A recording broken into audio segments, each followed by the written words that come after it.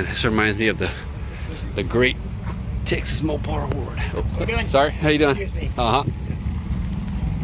Oops. Looky. Man, that is cool, man. Look at the freaking the luggage rack. What's that say? 63 California plates. Pretty clear on the back. Is it? Plate on the back. Oh yeah. All right. Dual spotlights. Oh man. Oh, she ain't got no engine though. I can see from there. Wonder what it had. See the Venetian blinds? No. To roll on the doors, to roll up and down for shades. Oh, Venetian okay, shades. yeah, I see them now. And then the speaker they put up there. Oh wow, look at that. Look at that. That is neat. That is neat. New Yorker Deluxe. See the license here. Last time it was run in 1976. 76. Jeez. That is cool. Do not open. What does he want for it? Richard. I'm gonna ask him.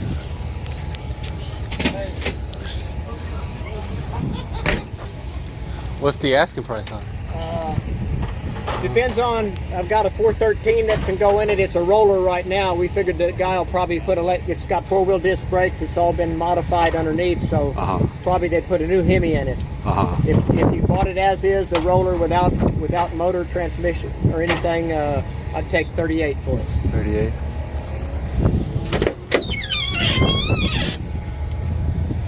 Now you can really see the Venetian. Yeah. The door panels are really good. The moldings and all for them. You know. What originally was in this? The motor? Yeah. 331 Hemi. Okay. With a power flight, a 2-speed power flight with a slide lever on the dash. You can see the levers on the dash. Yeah, I can see it. Yeah. Got a title? No, a bill of sale. It's the guy that I bought it from has misplaced the title. So. Oh, gotcha. Wow. Let me get that. Let me make sure I get that number. See the dash. Get a good shot of the dash with the slide lever and everything. Yeah, that is nice. Those are the new shocks to put on the back. How's the rust on? The floors all are solid. The only major rust is behind the wheel well there. This one's not as bad, but the inside is solid. It rained in that back. You know, it leaked in the back, and that's what it. But this side, this is the worst here. But not the floor on the end. The inside's all solid, but that's the worst rust right there. Okay, so it's got a. You said the frame was. Oh, it's all done up in it. Oh yeah, all the 4-wheel disc brakes, late model stuff. Okay, that's the original frame, though. Yeah, the frame's original in the back, but they put a 57. They spliced in a 57 Chrysler frame for the torsion bar suspension. Okay. And they put all 4-wheel disc brakes. So from about the middle, you get a shot underneath here from about the middle. From the middle, they splice it. You can't tell it, but they splice the frame. I see. Okay. Oh, so all this is new or rebuilt. New and painted, and then the body was sent back on there. That's how far they got, and then I bought it from them. The shop went out of business. Oh, okay. I see what they were going to put. What in it?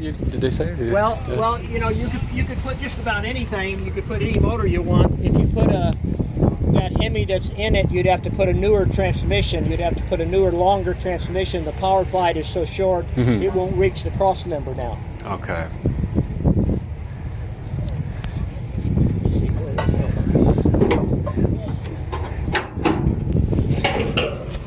See the new torsion bar, and then you can see the brake lines here they're run. You'd have to get up on here to get a shot of it. Oh yeah, I can see from this side. Yeah. Okay. Yeah. The brake lines, they even use a factory with that protector over it and everything.